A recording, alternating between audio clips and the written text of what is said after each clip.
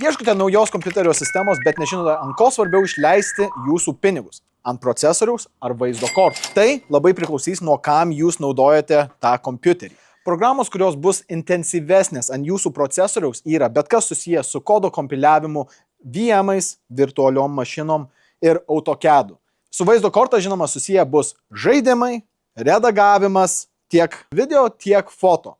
Tai, žinoma, viskas priklausys nuo kam jūs tą kompiuterį naudosit. Tačiau reikia prisiminti, kad balansas visą laiką turi būti palaikomas geras tarp abiejų.